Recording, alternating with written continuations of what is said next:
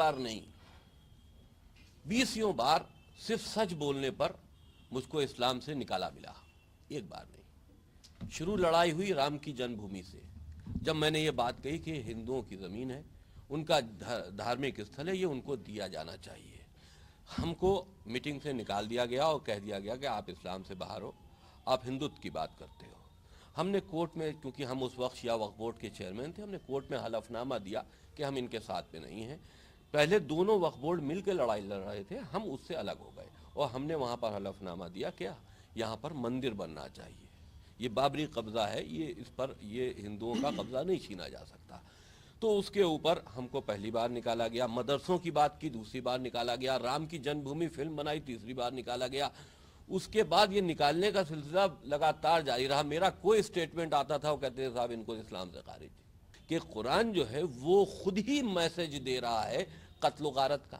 جب پوری دنیا میں آج اسلام کا جب نام لو تو آتنکواد کا نام اپنے آپ جڑ جاتا ہے، اسلامک آتنکواد پوری دنیا میں، خالی ہندوستان کی پرابلم نہیں ہے بھائی، کہ مدرسوں کے اندر جو بچوں کو شکشا دی جا رہی ہے، وہ بچوں کو پہلے قرآن پڑھایا جاتا تھا، اب قرآن سمجھایا جا رہا ہے، اور سمجھانے کی وجہ سے یہ چھوٹے چھوٹے بچے جب بڑے ہو رہے ہیں تو ان کی جو دماغی کیفیت ہے وہ پاگلوں جیسی ہو رہی ہے، وہ آتنک کی طرف بڑھ رہے ہیں، انسان کی پہچان الگ الگ کر رہے ہیں۔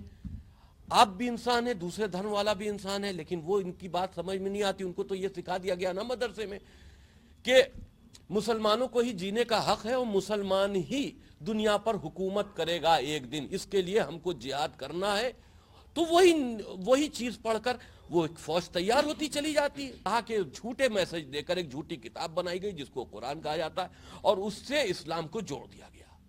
کوئی بھاگ نہیں سکتا اسلام سے، بول نہیں سکتا، آزادی نہیں ہے سوال پوچھنے کی، کیونکہ جو کچھ تم نے اس میں لکھ دیا ہے اس پر اگر کوئی سوال پوچھے تو اس میں لکھا ہے کہ یہ اللہ کا کلام ہے، اس پر تمہیں بولنے کا کوئی ادھیکار نہیں ہے۔ تو سوال اس بات کا ہے کہ پہلے پڑھو، سمجھو، تب اختیار کرو۔ ہم پورے مسلمانوں کو دنیا کے اس بات کا چیلنج دیتے ہیں کہ پہلے پڑھو، سمجھ میں آئے، تب اختیار کرو اسلام کو۔ ایسے تھوڑی نہ تم نے کہہ دیا، تم نے دیکھا نہیں اللہ مان لیا، تم نے رسول کو رسول بنتے ہوئے نہیں دیکھا، تم نے رسول مان لیا، ٹھیک ہے بالکل مان لیا، لیکن وہ کتاب جو تمہارے پاس موجود ہے اس میں کیا لکھا ہے، اس سے تو تمہارے سمجھ میں آتا ہے کہ اس میں کیا لکھا ہے۔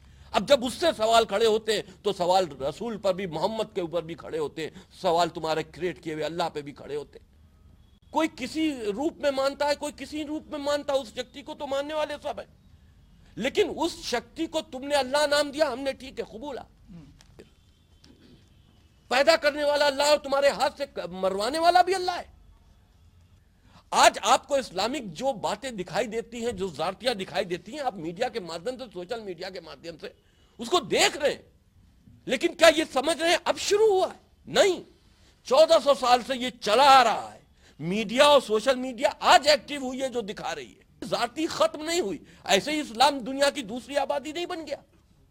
عورتوں کو 3 شادیاں کرنے کی اجازت کیوں نہیں ہے؟ مردوں کو کئی شادیاں کرنے کی اجازت کیوں ہے؟ یہ پلان ہے، آبادی بڑھانی ہے۔ عورت 4 شادیاں کرے گی تو بچہ سال میں ایک ہی دے گی، اور مرد 9 شادیاں کرے گا تو 1 سال میں 9 بچے پیدا کرے گا، یعنی کہ 1 سال میں 9 مسلمان بنے۔ یہ تھیوری ہے، اس حساب سے محمد نے اس کو ڈھالا ہے۔